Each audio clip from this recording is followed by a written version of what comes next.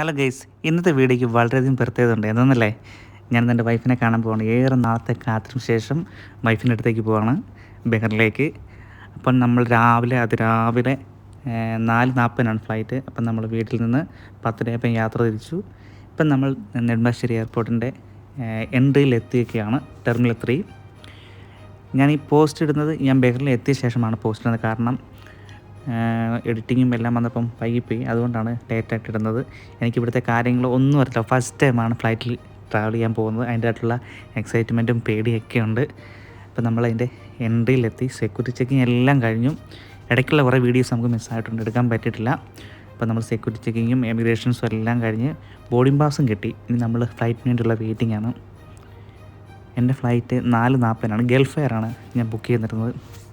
നമ്മുടെ ഫ്ലൈറ്റിന് timing morning 4:40 അപ്പം ഏകദേശം ഒരു 3 മണിക്കൂറോളം എനിക്ക് അവിടെ വെയിറ്റ് ചെയ്യേണ്ടതായിട്ട് വന്നു.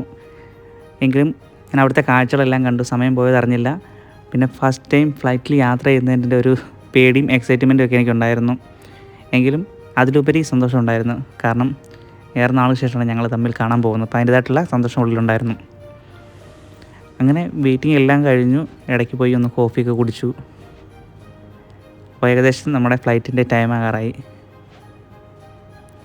പിന്നെ ഒരു കാര്യം, ഈ പ്രാവശ്യം ഞാൻ പോയപ്പോൾ തന്നെ കൊറോണയുടെ യാതൊരുവിധ ബുദ്ധിമുട്ടുകളും എനിക്കുണ്ടായിരുന്നില്ല. കാരണം നമുക്ക് RPTCRൻ്റെ റിസൾട്ടൊന്നും വേണ്ടിയിരുന്നില്ല. ഇവിടെ എയർപോർട്ടിൽ ചെക്കിങ്ങും കാര്യങ്ങളൊന്നും ഇല്ലായിരുന്നു.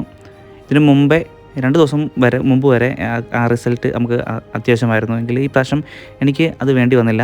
എൻ്റെ കയ്യിൽ ആകപ്പാടെ ഉണ്ടായിരുന്ന ഡോക്യുമെൻറ്റ് പാസ്പോർട്ട് ഉണ്ടായിരുന്നു, വിസിറ്റ് വിസ, റിട്ടേൺ ടിക്കറ്റ്, പിന്നെ 2 വാക്സിൻ എടുത്തതിൻ്റെ സർട്ടിഫിക്കറ്റ്. ഇത്രയും ഡോക്യുമെൻറ്റ് മാത്രമേ ഞാൻ അവിടെ കാണിച്ചുള്ളൂ.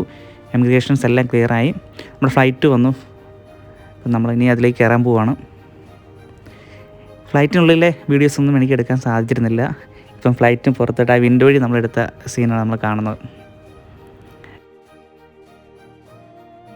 അങ്ങനെ പുറത്തെ കാഴ്ചകൾ കണ്ട് ചെറുതായിട്ടൊന്ന് മയങ്ങിപ്പോയി ഞാൻ.